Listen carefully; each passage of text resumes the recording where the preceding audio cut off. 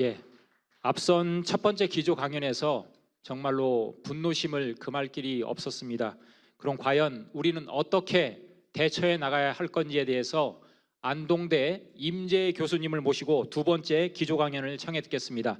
말씀해 주실 주제는 사관의 수립과 사료 개척에 입각한 주권사학의 변혁적 구상이라는 주제입니다. 큰 박수로 청해 주시기 바랍니다. 네, 세계 어느 나라의 경우도 식민 지배자들이 쓴 역사책으로 공부를 하는 나라는 없습니다. 그리고 나라가 오래전에 주권 독립을 했는데도 식민 지배국가 역사학자들이 쓴 역사학을 금과 옥조처럼 우상화로 여기는 사가들이 자기 나라 사학계를 석권하고 있는 나라도 없습니다. 그런데 우리나라는 불행하게도 친일파들이 나라를 지배하고 있습니다. 그래서 식민 지배자가 쓴 역사책을 공부한 사학자들이 학문을 세습해서 식민사학을 우상화하고 있을 뿐만 아니라 그때 공부를 한 학생들이 우리 사회의 지도자가 되어서 식민사학을 퍼뜨리고 있고 또 식민사학에 입각해서 활동을 하고 있습니다. 그래서 이런 분들을 저는 식민사학에 세뇌된 자들 또는 식민사학에 중독된 사람들이라고 생각을 합니다. 그래서 이런 사람들이 교수로 활동하면서 반일 종족주의라고 하는 이런 책을 쓰는가 하면은 또 법정에서 판사로 활동하는 사람들이 우리 일제강점기의 피해자들이 기업으로부터 손해배상 청구하는 소송을 기각하는 판결을 내리고 있습니다. 뿐만 아니라 최근에 일본 미쓰비스 기금 교수인 램지어 교수가 위안부 관련 논문을 발표하면서 우리 위안부는 곧 매춘부라고 이렇게 이야기를 해서 하버드 대학 학생들은 물론이고 미국 전국의 학생들과 교수들이 비판 성명에 동참했습니다. 그리고 유럽 학자들도 함께 동참하는 비판 성명을 내어서 국제학계가 들썩거렸어요.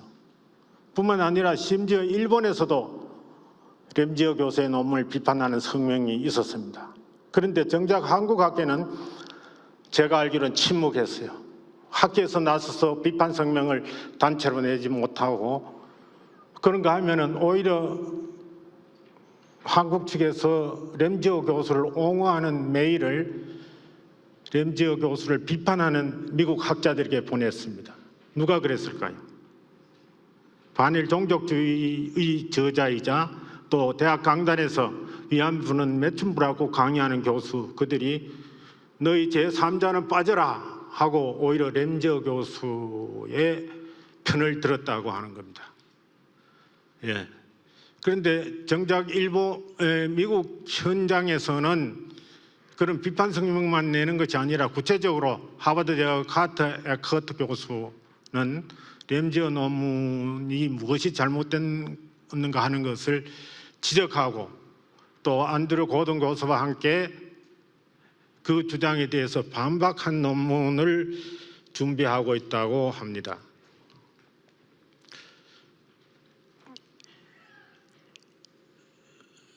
이렇게 식민주의에 중독된 사람들이 친일파로서 활동하고 있는데 이들은 다른 말로 식민주의의 2차 가해자들이라고 저는 그렇게 생각합니다. 아직도 식민 지배의 가해자로 활동하고 있는 것이죠. 그래서 인도의 아시스 난디라고 한 학자는 이와 같이 자기 나라에 있는 적들을 친밀한 적이라고 이야기했습니다. 우리나라에는 친밀한 적들의 활동이 아주 왕성하게 벌어지고 있는데 조금 전에 특히 임나 일본부설에 대해서 자세하게 이야기를 들었죠. 얼마나 집요하게 또 한 사람도 빗나가지 않고 동어 반복을 계속하고 있는가 하는 것을 절감할 수 있었습니다. 그래서 식민사학을 극복하는 길이 어디에 있느냐? 흔히 민족사학이라고 이야기를 하는데 좀 저는 한 발자국 더 나아가서 주권사학이 식민사학을 극복하는 길이다 그렇게 생각을 합니다. 왜냐하면은 민족사학과는 민족주의에 입각해서 자칫하면 자민족 중심주의에 빠질 가능성이 있습니다. 그러나 주권사학은 누구든지 학문 주권을 가지고 있어요. 학자 개인이 자기 학문의 독창성을 수립하는 것이 학문 주권입니다.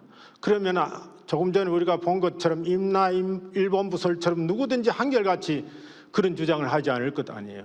같은 주장을 왜 논문으로 발표하는? 자기 학문 주권이 없기 때문에 그렇습니다. 또 학자 개인도 주권이 역사 주권을 발휘해야 하지만은 나라에서도 자기 국사에 관한 주권이 있어야 돼요. 니네 나라 역사학은 무엇인가 물었을 때 우리나라 역사학은 이렇다. 세계 사학과에 내놓았을 때 우리나라 역사학이 표방하는 사과는 이거다. 우리나라에서는 역사를 이렇게 일컫는다. 히스토리라고 하지 않는다. 뭐 어떻게 이런 자기 역사에 대한 뚜렷한 주관이 있어서 세계학계에 영향을 미칠 수 있어야 돼요.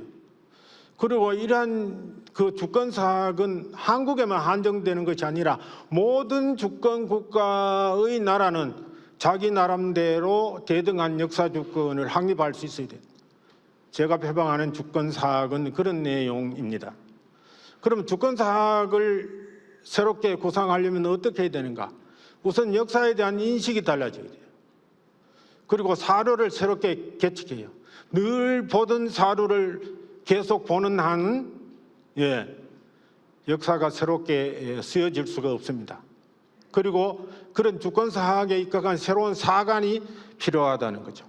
사관이 없이는 새로운 역사가 또는 역사 해석이 이루어질 수 없다 그렇게 보는 것입니다. 그래서 우리가 역사란 무엇인가 하면은 뭐 히스토리아다 또는 뭐 사마천의 사기에서 역사가 나왔다 뭐 이런 상식을 되풀이하는데 역사 개론에서 흔히 하는 이야기죠. 이렇게 나무 말로 역사를 공부하니까 나무 사관과 나무 이론에 입각해서 나무 말을 되풀이하는데 그친다는 거죠.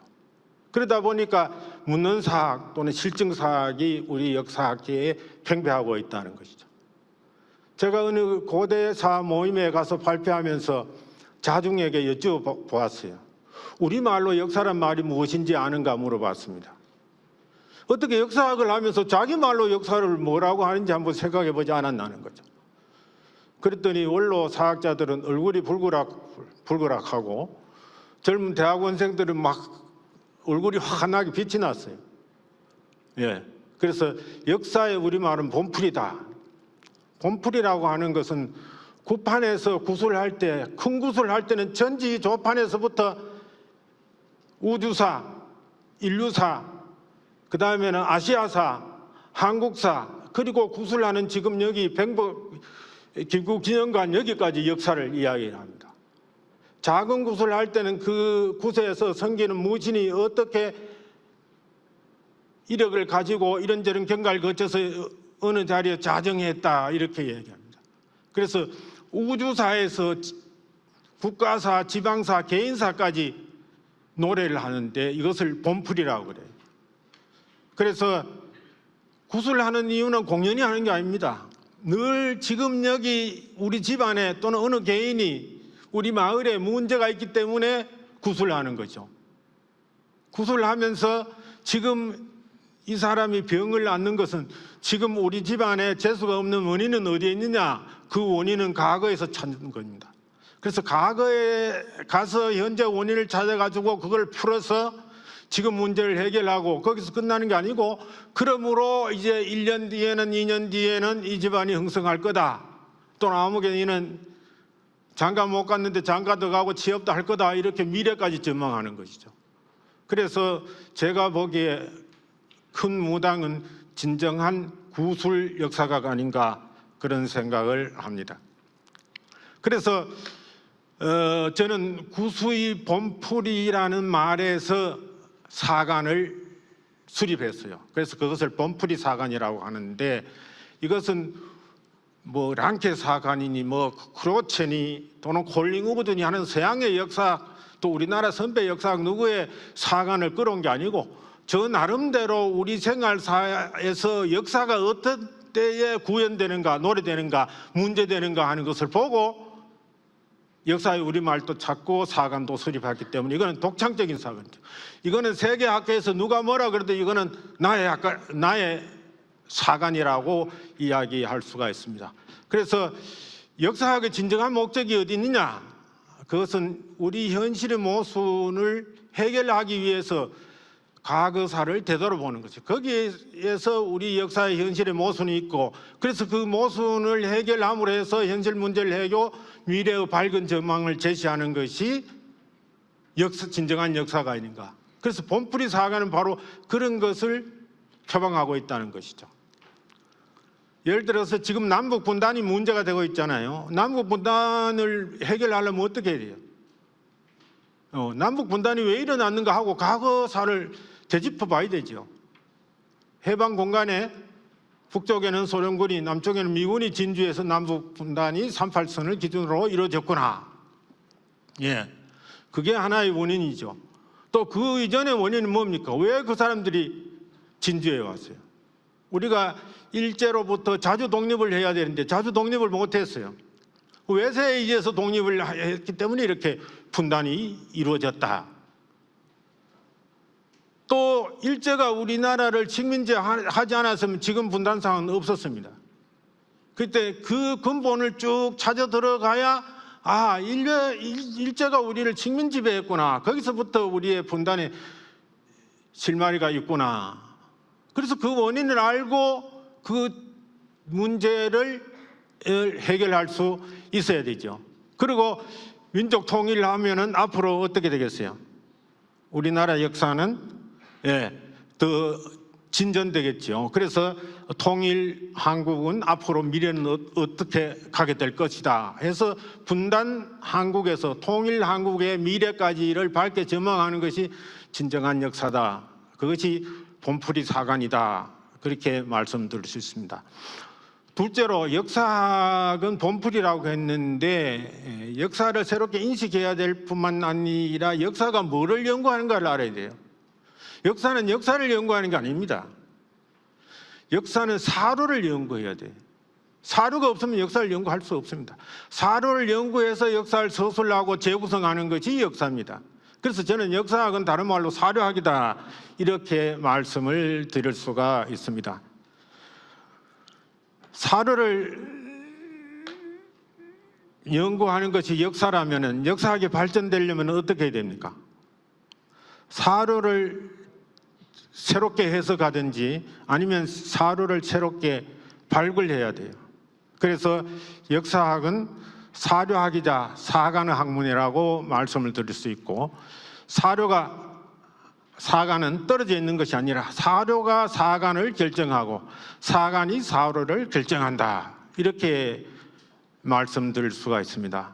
그래서 식민사관 중에서 가장 문제되는 것 중에 하나가 고조선의 역사를 부정하는 것입니다.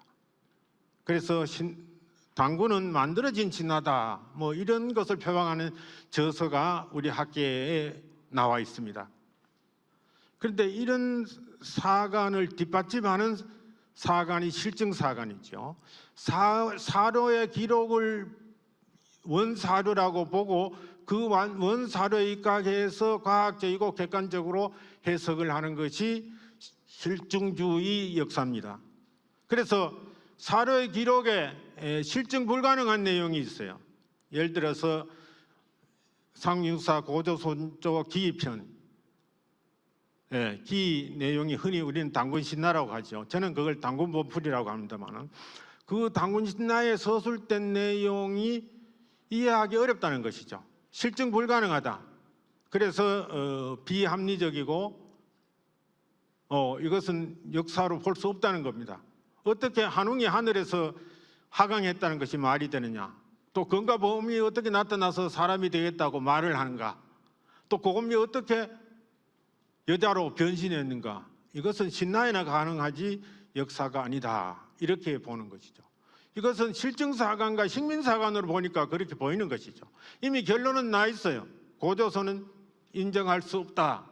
그래서 인정할 수 없는 것을 실증사관을 끌어와서 그렇게 이야기하는 것입니다. 그러나 본풀이사관의 입각해서 보면은 역사가 근본적으로 뭔가 하는 것을 역사를 통해서, 역사의 본보기를 통해서 우리가 이해할 수 있어야 돼요. 역사라고 하는 것은 관찰 기록이 아닙니다. 모든 역사는 후대에서 소급해서 기록하는 것이죠. 삼국사기는 언제 기록됐습니까? 고려시대에 기록됐어요. 고려사는 언제 기록됩니까? 조선시대에 기록됩니다. 이처럼 모든 역사는 후대에 소급되어서 기록되는 거죠. 그런데 후대에 소급되어서 기록될 때 어떻게 기록되느냐? 그 건국시조는 다 신성하게 이야기된다, 기록된다는 것이죠. 건국시조가 보통 부모의 자녀로 태어났다고 하면 건국시조로 신성시 되겠습니까? 왕국이 설립이 되겠어요? 이성계만 하더라도 한글 창제한 후에 이성계의 조상들은 다 용으로 용벼 청가가 지어졌잖아요. 그래서 육룡이 나르샤 뭐 이렇게 서술이 되는 것입니다. 그 이전에는 이성계의 부모가 용으로 묘사될 수가 없죠. 용벼 청가라는 것이 있을 수가 없습니다. 마찬가지로 그 이전의 역사는 더 말할 것도 없고 최근의 역사도 마찬가지입니다. 그래서 태초의 역사 서술은 모두 신라로부터 서술될 수밖에 없다는 거죠. 그래서 신라가 없는 역사는 시작이 없는 역사다, 이렇게 생각해야 돼요. 그래서 역사 소설의 근본 본보기를 찾아 들어가면은 처음의 역사는 다 신라로 서술될 수밖에 없다는 사실을 인정해야 됩니다. 그리고 당시의 종족이나 민족의 이름은 요즘처럼 개념으로 이야기할 수가 없어요. 그때는 동물을 상징하는 이름으로 일컬어져야 그 종족의 정체성이 포착된다고 하는 것입니다. 그 보기를 사기 오제봉기에서 들고 있는데 흔히 이 곰과 붉은 곰, 비유, 이리, 호랑이를 길들여서 판천에서 염제와 싸웠다, 이렇게 되어 있어요. 그때 이때 곰이나 붉은 곰 또는 비유, 이리, 호랑이는 짐승이 아니고 그것을 토템으로 하는 종족이란 말이죠. 우리 당군 신라에 곰과 범이 등장한 것과 똑같습니다. 그렇지 않으면 이건 역사가 아니고 뭐예요? 동물 이야기죠. 이게 동물원 이야기가 아니잖아요. 마찬가지로 우리나라 당군 신라에서도 곰과 범이 나오는 것은 이와 마찬가지입니다. 그런데 이러한 토템 전통은 그때 옛날에서만 있었는 것이 아니라 지금도 지속되고 있다는 거죠. 현대 문화에도 계속 확산되고 있다는 것입니다. 지금 우리 민족의 조상이라고 잘못 알려져 있는 퉁구스족은, 퉁구스란 말이 에벤키어로 돼지란 뜻이에요. 또 러시아에 있는 부리야트족은 불이라고 하는 늑대라는 말입니다. 늑대족이란 말이에요. 아직도 그렇게 걸어지고 있어요. 그리고 징기스칸의 조상조상 거슬러 올라가면 브리테치킨인가 브리테치텐가 뭐 하는 그 조상 이름인데, 그것은 잿빛 푸른 늑대라 그런 뜻이고, 그 안에는 흰 암사슴이라는 이름을 가지고 있어요.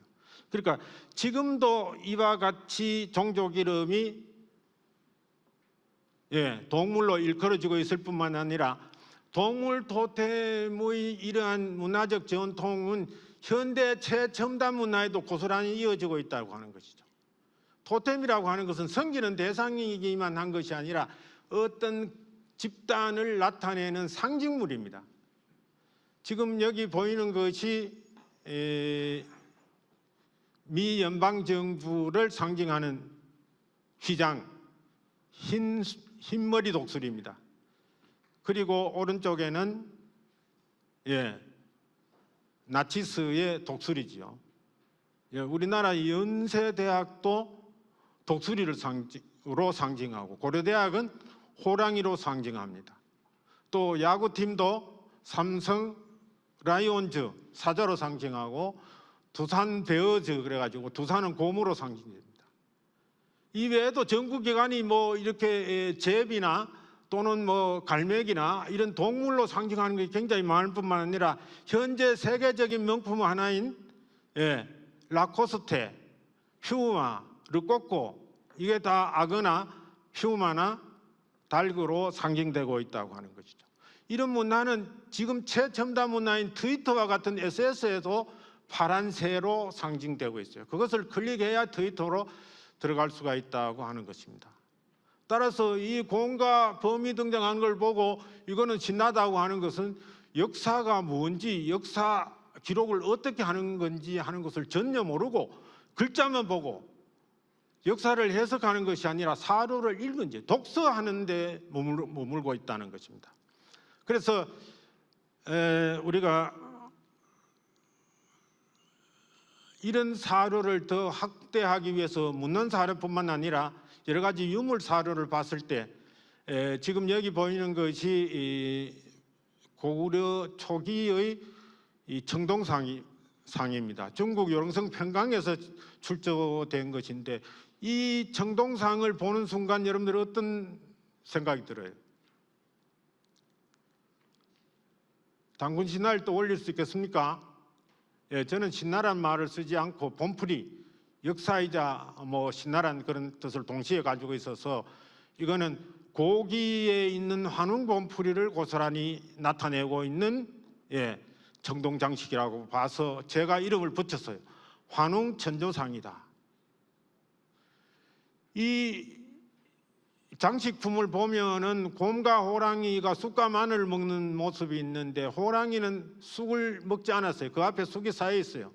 곰은 앉아가지고 쑥을 다 먹고 환웅과 눈길을 맞추고 있어요. 환웅이 뭐를 물고 있습니까? 마늘을 물고 있어요. 그래서 여기서 우리는 몇 가지 사실을 알 수 있습니다. 여기는 단군이 일체 등장하지 않습니다. 이거는 환웅을 중심으로 한 역사를 청동장식으로 형상화했구나. 그런데 곰과 범은 우리가 널리 알고 있는데 환웅은 어떤 토템으로 형상화되었을까?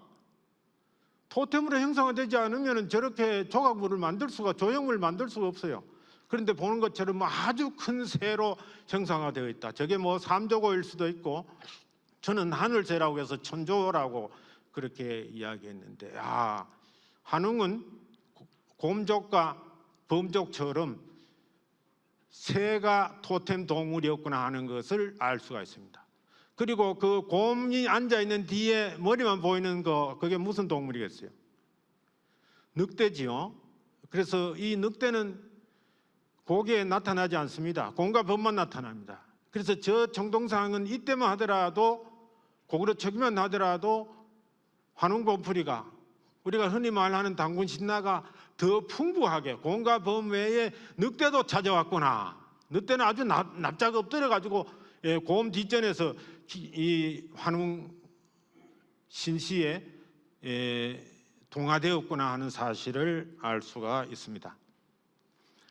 다음은 각처통에 있는 각저이라고 하는 그림인데 이걸 그림을 볼 때 이 실험 그림만 보고 이 무덤도 각처초이라고 하고 그림도 각저이라고 합니다.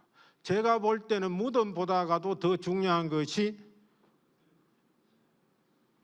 그 무덤 안에 있는 실험 그림보다 더 중요한 것이 가운데 있는 지금 이 그림은 좌측에 기울어져 있지만 실제 무덤 벽면에서는 가운데 있습니다.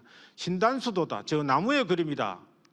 그래서 저는 저 각저이라고 하지 않고 신단수도라고 그렇게 합니다. 왜냐하면 신단수 그림이 있고 그 밑에 곰과 범이 앉아 있거든요. 그래서 이른바 당구신라에서 공가범이 찾아와가 사람이 되게 해달라고 비는 그러한 형상을, 그러한 서사적인 이야기를 그대로 그림으로 나타낸 것이죠. 그래서 나무 위에는 둥지가 있고 둥지에는 검은 새들이 많이 앉아 있습니다.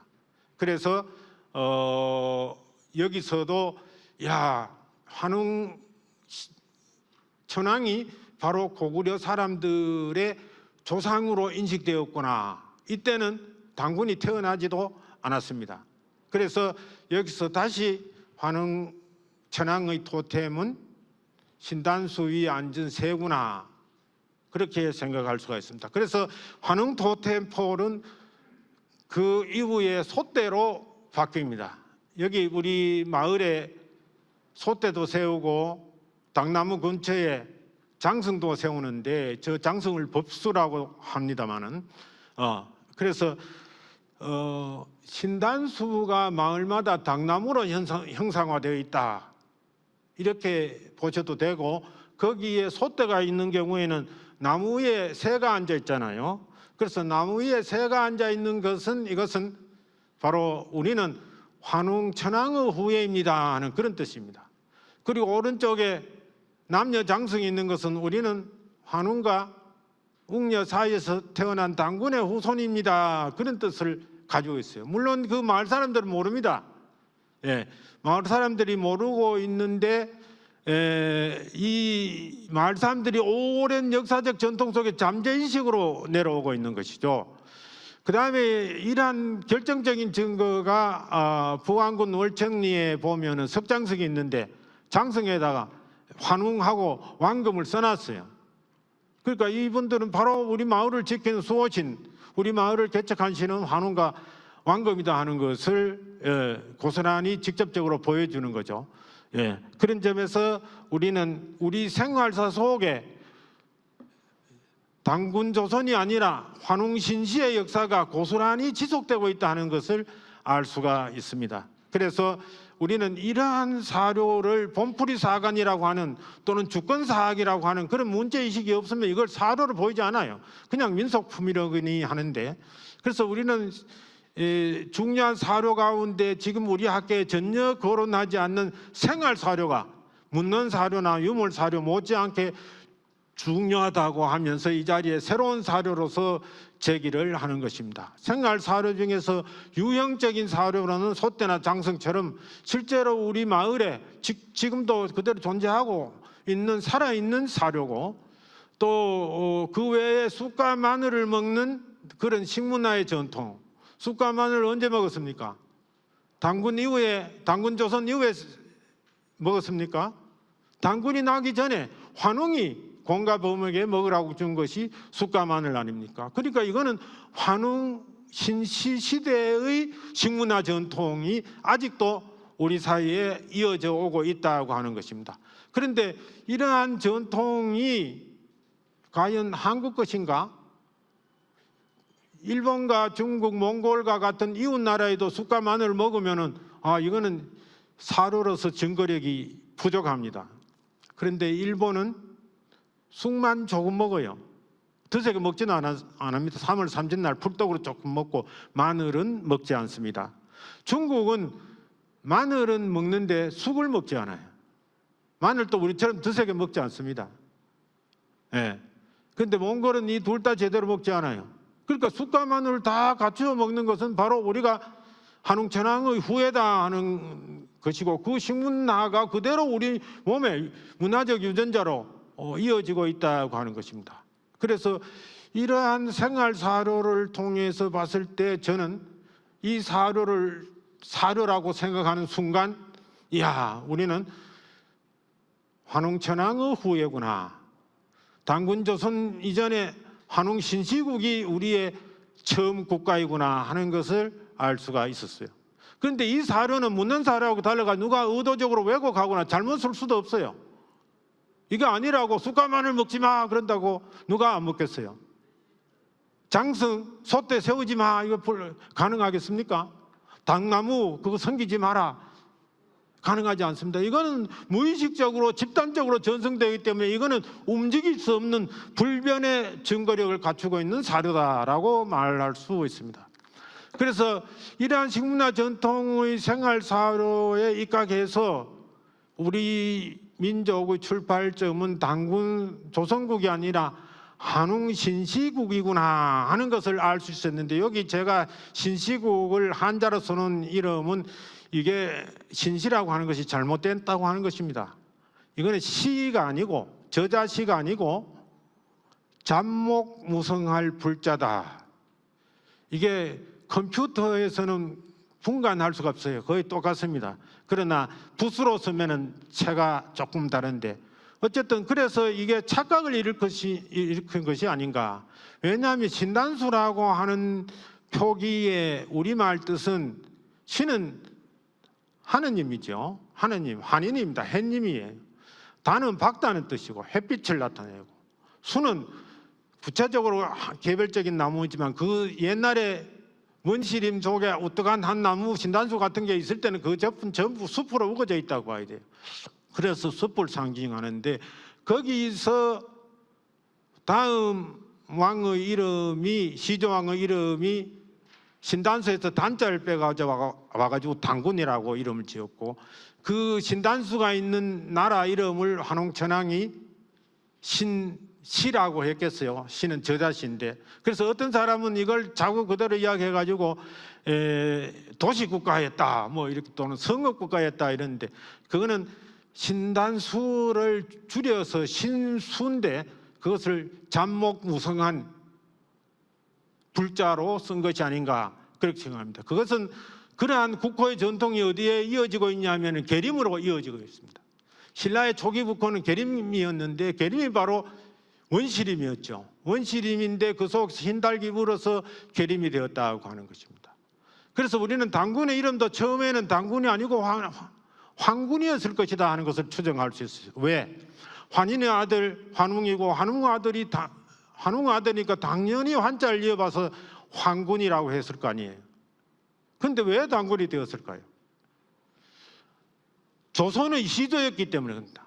한나라의 시조는 성을 아버지로부터 이어받을 수가 없어요. 그러한 전통이 어디에 있냐 하면은 주몽에서 발견날 수가 있습니다. 주몽의 아버지는 해모수잖아요. 해모수의 아들이니까 당연히 해주몽이죠. 해주몽인데 고구려를 건국하는 시조가 되니까 어떻게 됐습니까? 성을 바꿔서 고주몽이 됐어요. 그래서 황군이나 단군은 뜻은 같고 발음만 달리해서 이 조선의 시조로 나중에 호명하게 된 것이 아닌가 그렇게 생각합니다. 그래서 환인, 환웅의 환은 환하다의 우리말이죠. 환인, 햇님, 우주적인 강명을 나타낸다면은 단군은 밝다, 땅이 밝은 거죠. 그렇죠? 이 지상에서 태어났잖아요. 그래서 지상의 강명을 나타내는 밝을 뜻을 나타내는 것이 단군이 아닌가 그렇게 생각합니다. 어쨌든 환웅이든지 단군이든지 다 해를 상징하는 태양신의 후손이다. 그래서 우리나라 신화를 그동안에 학자들이 천손신화와 난생신화로 구분했는데, 제가 봤을 때는 우리 민족 신화는 같은 전통과 세계관을 가지고 있다고 봤을 때 모든 시조는 태양시조 신화였다 하는 것을 알 수가 있어요. 그래서 환웅과 단군은 물론이고 해무스와 해부루 또는 해모스와 주몽도 마찬가지죠. 주몽도 햇빛을 받아서 잉태되었고, 큰 둥근 날이었다고 그랬어요. 둥근 날이 뭐예요? 해를 상징하는 것이죠. 그것이 더 구체화된 것이 박역거세죠. 박역거세는 자줏빛 알이었다 그랬죠. 자줏빛 붉은 알이 뭐예요? 붉은 해. 혁거세와 다른 이름이 붉은 해예요. 붉은 해입니다. 이것이 더 구체화되어서 나타난 것이 가야의 시조들입니다. 가야의 시조들은 어떻게? 황금빛 아래에서 태어났다. 김수로는 어때요? 황금빛 아래에서 태어났기 때문에 김수로라고 한다 그랬는데, 김수로라고 해서 되겠습니까? 금수로라고 해야겠죠. 그래서 저는 금계에서 태어났기 때문에 김알지라고 하면 안 되고 금알지라고 해야 되고, 금알에서 황금알에서 태어났기 때문에 김수로라고 하면 안 되고 금수로라고 해야 된다. 그래서 제가 쓰는 논문에는 다 금알지, 금수로라고 표기하고 있습니다. 예, 제가 PPT를 잘 다룰 줄 몰라서 자꾸 거슬러 올라갔는데, 어쨌든 그래서 환웅 신불국이라고 하는 이 나라는 당군이 세운 조선이란 나라보다도 그 체계라든가 건국 이념이라든가 조직이라든가 뭐 이러한 행적이 더 완벽합니다. 다시 말해서 우리나라 어떤 건국 시조 본풀이보다가 환웅 본풀이가 아주 완벽한 구성체제를 가지고 있어요. 그래서 분석해 보면 16개 내지 17개의 항목을 가지고 있는데, 우리가 홍콩인간의 건국 이념이라든가 뭐 천부인 세계라든가 뭐 또는 그 제세 이화라든가 뭐 쑥과만을 주고 받았다든가 뭐 이런 것들이 다 환웅 본풀이에요. 환웅 전황의 행적입니다. 그런데 당군의 행적은 뭐가 있습니까? 수도를 아사달에서 여기저기 몇 차례 옮기다가 1908세를 산 뒤에 아사달에 들어가서 산신이 되었다. 이 기록 100번이에요. 그래서 고교 기록의 일부만 부록처럼 덧붙여 있는 것이 당군 조선의 사료의 내용입니다. 따라서 우리는 이 환웅 본풀이를 중심으로 환웅 신불국, 환웅 신시국, 아주 신불국 하면 잘 의사소통이 안 되는데, 이 신불국을 제대로 우리가 국가로 생각하고 시조도 환웅에서 찾아야 하지 않는가, 그렇게 생각합니다. 그래서 사료를 확장해서 고대 사료의 사료 부재를 극복하고, 또 역사를 확장해서 묻는 사료 이전의 역사를 찾아가지고 사학에서는 당군 조선도 부정하는데 우리는 환웅신시의 역사를 확실하게 되찾고 자리매김을 해야 된다고 하는 말씀을 드립니다. 그런데 우리는 역사를 할 때 상고사를 갈수록 유물론에 집중해요. 그래서 고대사의 역사를 어떻게 더 소급하는가 하고 자꾸 올라갑니다. 아주 뭐 만년 이상으로 자꾸 올라가요. 그리고 또 강력은 막 어마어마하게 해가지고 거의 뭐 유라시아 대륙 거의 그 자꾸 확장하는 그런 경향이 있어요. 이런 것은 민족주의가 지나쳐서 국수주의로 빠질 가능성이 있습니다. 그런데 역사는 이렇게 유물론에 빠지는 것은 중요하지 않습니다. 존재론으로 역사를 해야 된다는 거죠. 옛날에 우리 국토가 넓었다, 우리 역사가 아주 뭐 몇만 년 전까지 소급해 올라간다고 해서 그게 지금 우리가 살아있는 현재사와 어떤 관계가 있는가, 아무 의미가 없다는 거죠. 그래서 좀 더 의미가 있으려고 한다면은 존재감이 있어야 돼요. 그 존재감이 있는 역사가 환웅의 역사입니다. 우리는 홍익인간 이념을 아직도 교육 이념으로 표방하고 있고, 또 쑥과 마늘을 아직도 먹고 있고, 또 솥대도 세우고 당나무도 섬기고, 그래서 이 역사는 어떻게 해요? 지금도 생생하게 우리 속에 살아있어요. 우리는 환웅천황의 후세로서 살아가고 있다고 하는 것을 뭐 일상생활 속에서 지금 입증하고 있는 것이죠. 그래서 역사가 유용성이 있어야지, 존재감이 있어야지, 존재감이 없는 역사에 빠지는 것은 바람직하지 않다고 보는 것입니다. 다시 말해서 하나님이 있는가 없는가 유물론에 빠져가지고 해결이 안 돼요. 하나님이 있든 없든 하나님을 믿는 종교가 세계를 섞어 나가고 있고, 거기서 문화와 예술이 엄청 많이 생산되었다. 그러므로 이거는 없든 있든 굉장히 중요한 존재감을 가진 그런 역사다 하는 것과 마찬가지로, 환웅은 우리가 그런 존재감을 사관도 없고 사료도 모르고 해서 인식하지 못했는데, 이제 사료도 개척하고 사관을 제대로 갖추고 보면은 우리 그 존재감을 확실하게 느낄 수가 있다고 하는 것이죠. 그런데 이제 우리가 환웅 신불국까지 역사를 소급해 올라가는데, 이 통시적인 역사에서 좀 공시적인 역사로 보면은 우리 민족 문화 기원을 찾는 것이 상당히 문제가 되고 있습니다. 북방 초원 지역에서 찾고, 문화로는 유목문화하고 구체적인 지리로는 시베리아가 우리 문화의 기원이라고 그래요. 그런데 우리가 이제 방금 공부한 것처럼 신단수, 신불국, 태백산, 이게 초원하고 관계가 있습니까? 유목문화하고 관계가 있습니까? 이건 산림문화예요. 우리 역사의 출발은 태백산 신다수에서부터 시작됐다. 그건 산림문화의 뿌리가 바로 우리 역사의 출발점인데 어떻게 시베리아 유목문화에서부터 왔단 말입니다. 그리고 360여사 중에서 제일 으뜸으로 삼는 것이 뭐예요? 주곡이잖아요. 이건 농경문화가 우리 역사에서 핵심이었다 하는 것을 알 수가 있습니다. 거기다가 쑥과 마늘 먹어라. 쑥과 마늘은 그냥 곡문화보다도 더 어떻게 철저한 지독한 채식 생활이에요. 그런데 유목민들은 채식 생활 하나요? 육식 생활을 합니다. 그리고 쑥과 마늘 먹으면서 100일 동안 머물러 있으라 그랬어요. 햇빛 보지 마라 그랬어요. 이건 아주 지독한 정착 생활을 이야기합니다. 유목민들이 어떻게 정착 생활을 할 수 있어요? 텐트 치고 돌아다니면서 방랑하면서 살았죠. 따라서 우리 문화의 뿌리를 시베리아 유목문화에 찾는 것은 근본적으로 잘못됐다. 우리는 한웅 천황 시절부터 농경문화와 채식 생활을 했고 정착 생활을 했다. 그리고 산림지역에서 살았다 하는 것을 말씀드릴 수가 있습니다. 그래서 저는 비교 연구 방법론으로서 농경유목문화 비교 모형을 만들었어요.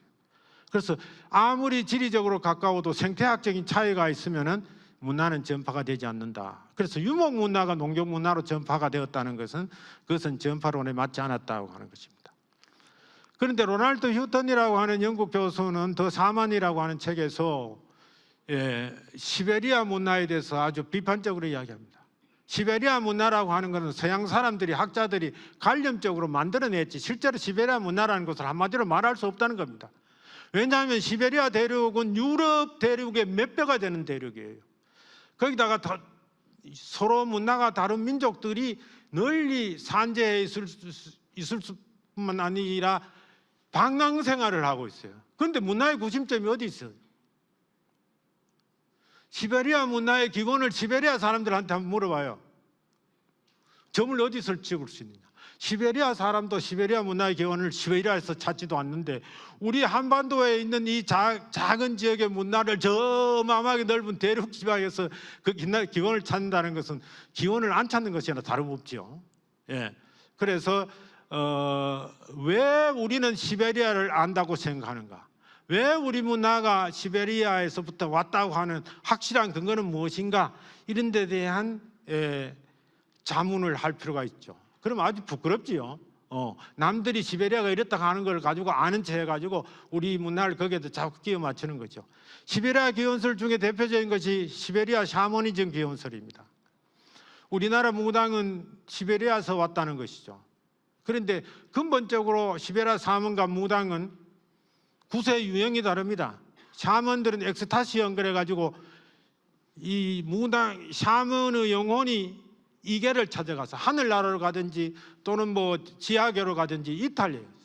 그래서 엑스타시 상태에 있는 탈원 상태에 이르는 것이고 우리나라 무당은 그게 아니고 구판에서 내림대를 잡고 어떻게 이계에 있는 신을 불러들이는 것이죠. 그래서 프랑스 학자인 알렉산드르 기유모주 같은 경우에는 무당은 사명과 반대다. 신을 찾으려고 떠나는 것이 아니고 신을 마저 드린다 이런 이야기를 해요. 또 케임브리지 대학의 피어스 비텝스키 같은 교수들은 샤먼이라는 책 서론에 샤먼이란 무엇인가 하는 정의를 하면서 한국 샤먼은 시베리아 샤머니즘하고 다르다. 왜 다른가? 무당은 신이 집혀서 영매구슬을 하는데 샤먼은 타로나의 연계로 여행을 하기 때문에 전혀 다르다. 거기서부터 다르다고 이야기해요. 저는 이 연구를 보기 전에 왜 다른가라고 이야기를 해서 그 원인은 유목민과 농경민의 차이에서 오는 것이다 라고 해서 설명을 했습니다. 그래서 우리 문화가 지금 세계화 안 되는 것은 우리 군 문화를 코리안 샤머니즘으로 번역하고 있으니까 세계 학계에서 우리 문화의 독자성을 인정하지 못해요. 그래서 앞으로는 구디즘이라고 번역을 해야 된다고 하는 것입니다. 그 다음에 지금까지는 민중문화를 이야기했는데 지금은 아주 상층의 왕실문화를 한번 보자는 것이죠. 신라근간은 시베리아 무당들이 굿할 때 쓰는 무관에서부터 왔다고 하는 것이죠. 시베리아 무관이 왼쪽에 있는 것이죠. 그런데 이게 언제 거냐? 가장 오래된 것이 19세기 그리고 철제로 만들었고 그런데 우리나라 근간은 5세기에 번쩍거린 황금왕관입니다. 어떻게 5세기에 번쩍거리는 황금왕관의 기원을 19세기 무당들이 썼는 철저민속관에서 찾을 수 있어요. 이거는 역사적 선우의 모순이고, 또 재료적 차이는 물론이고 이 모자의 구조적 차이, 다시 말해서 사슴뿔은 둘인데 우리는 세움 장식이 5개 또는 3개입니다. 그리고 전파 이론으로 봤을 때도 말이 안 돼요. 왜? 시베리아하고 경주하고 사이에는 완전히 역사적 연대는 물론이고 지리적 거리가 엄청난데 거기서 왔다는 것은 말이 안 된다는 거지. 역사 전파 이론에 맞지 않습니다. 그러면 신라 근간의 기원을 어디서 찾아야 되겠어요? 시베리아 땅에 가서 찾아야 되겠어요? 어디서 찾아요? 신라 근간의 기원은 우리 땅에서 찾아야죠. 우리 땅 신라하고도 경주에서 찾아야 됩니다. 그래서 우리 신라 근간을 자세히 보면은 기본형 근간, 그래서 아주 그 5세기 초기의 근간은 누가 봐더라도 이거는 나무 모양이다 해가지고 수목형 세움 장식이 3개 있어요. 그러다가 조금 지나가면 수목형 세움 장식이 가지를 굽어서 이렇게 보이는 형태를 이루고, 마지막 5세기 후기에 가면은 거기에 세움 장식이 하나씩 더 붙여가 5개를 이루는 완성형 근간에 이릅니다. 그렇기 때문에 우리나라 근간의 기원은 뻔하잖아요. 발전 단계를 보면 기원은 초기에서 찾아야 되겠죠. 그럼에도 불구하고 엉뚱한 사슴뿔하고 닮았다고 해서 거기서 찾는 것인데, 시기적으로 5세기는 김씨 왕조 세습 체제가 처음으로 완성되던 시기래요. 눌지왕이 자기 오촌인 실성왕을 제거하고 거의 뭐 변혁적인 혁명을 하는 거죠. 자기가 마리칸 칭권을 쓰면서 김씨 왕씨를 부자 세습제를 확립하게 합니다.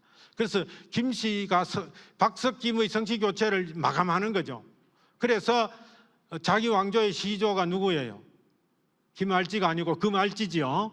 그래서 이 금알지 자기 시조를 신성해야 되죠. 그 시조를 신성하기 위해서 어떻게 합니까? 금알지가 출연한 시림, 계림의 숲을 나무로 만든 세움 장식으로 형상하고, 마지막에는 그때 금알지가 출연할 때 시림에서 울었죠. 흰 닭이 울었어요. 100개가 울었어요. 그래서 마지막 가장 완성 단계에는 이렇게 흰 닭을 장식, 세움 장식 위에 얹는 것까지도 완성을 합니다. 그런데 이런 기원설은 언제적인가? 시베리아 사문 무관 기원설은 1932년에 일본인 학자 하마다 고사쿠가 신라의 보관이라는 논문에 거기서 왔다고 이야기해서, 지금까지 표현은 다르지만은 아까 임나 일본 본부설처럼 계속해서 되풀이되고 있어요. 그래서 제가 신라 근간의 기원을 밝힌다는 책을 썼을 때 난리 났습니다. 논쟁을 하자고 어떤 신문에서 이야기를 제목을 따라서 했는데, 그 인터뷰하는 미술사 또는 고고가 가는 교수가 기원은 뭐 어디서 왔든지 간에 신라 근간은 훌륭하다 이러고 깔아뭉갰어요. 예, 논쟁하지 않았습니다.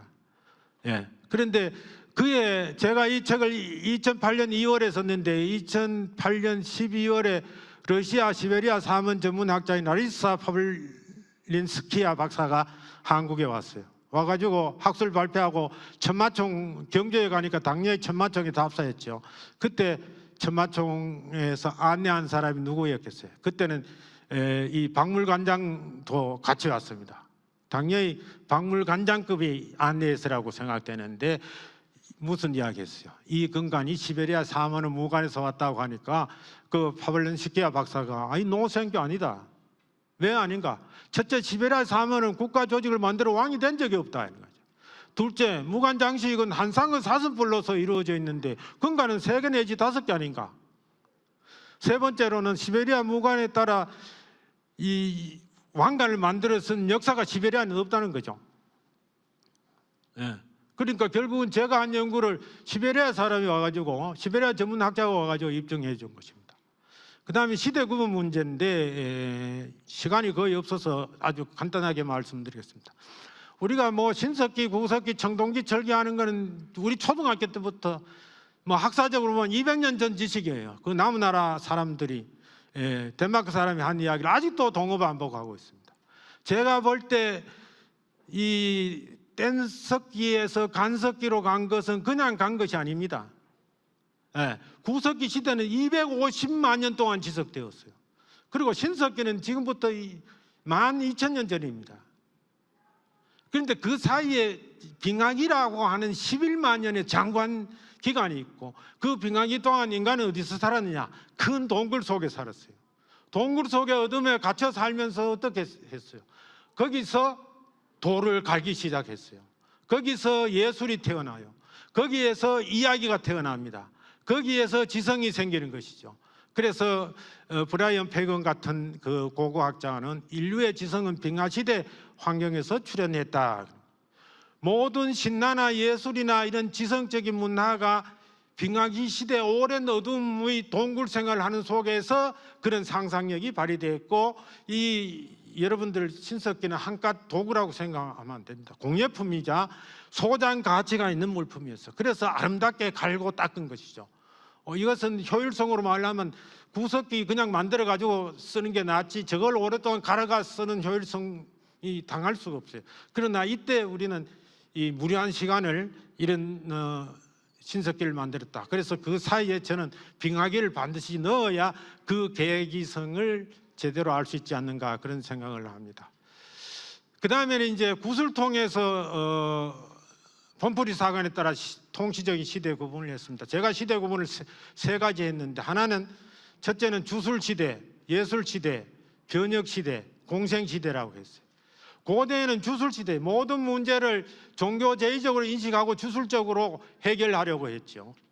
그리고 중세에 오면은 모든 문제를 인문학적으로 인식하고 예술적으로 표현했어요.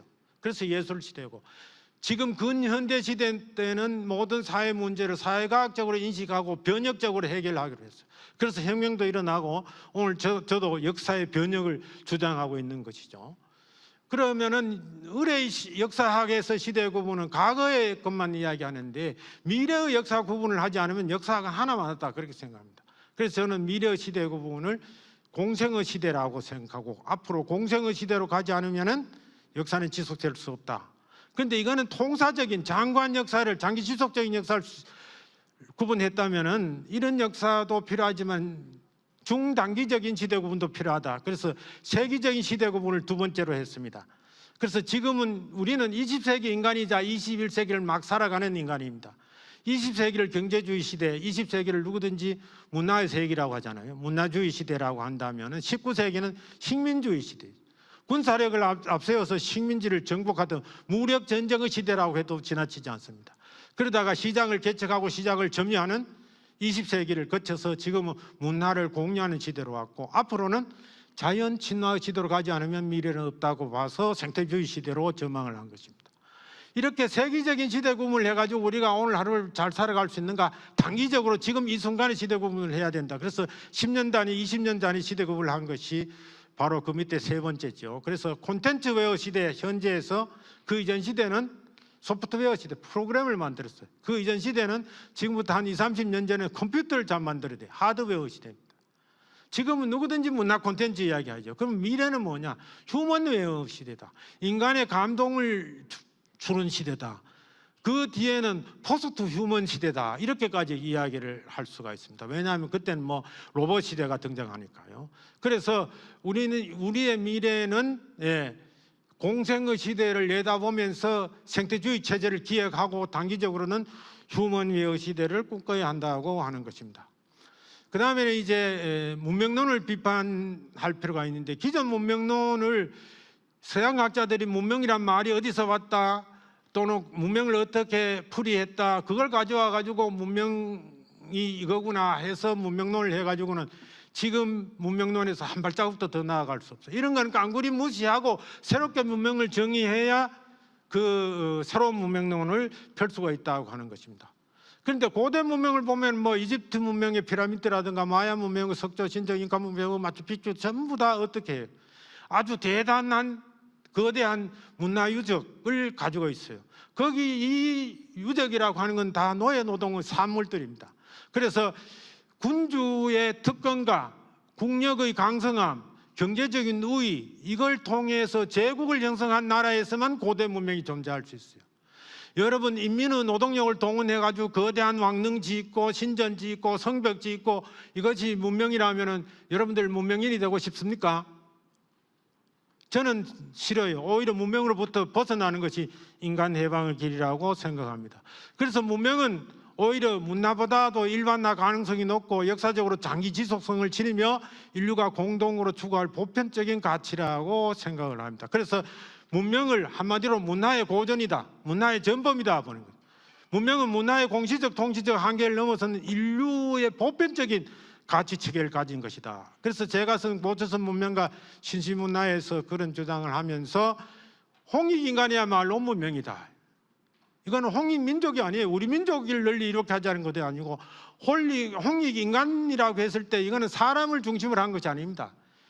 한자에서 사람을 나타낼 때는 사람 인자만 써요. 인간이라고 쓸 때는 사람을 중심으로 한 세계 전체, 넓게 말하면 글로벌리제이션, 지구촌을 들어갑니다. 그래서 지구촌 전체, 인간 세상 전체를 이롭게 하는 문명.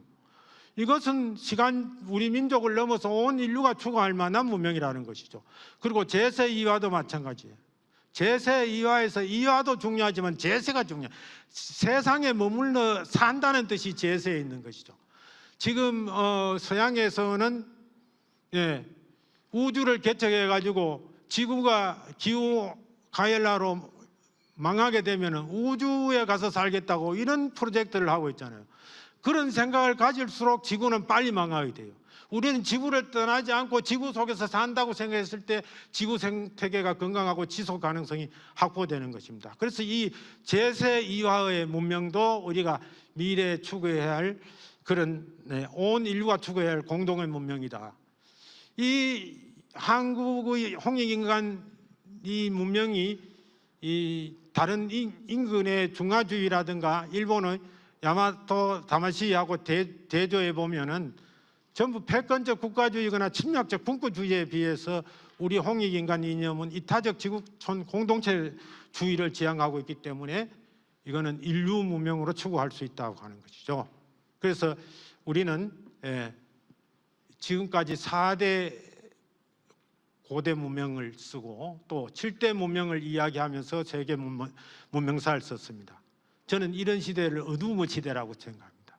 이제 그런 시대를 끝내고 고조선 문명을 인류의 대한 문명으로 다시 설정하고 그러한 강명의 세계 문명사 시대를 구상하고 개척해야 하지 않을까 그런 생각을 합니다. 우리 역사가 바로 문명사의 중심에 있다 하는 자각을 이기할 수 있었으면 큰 다행이겠습니다. 여러분들 고맙습니다.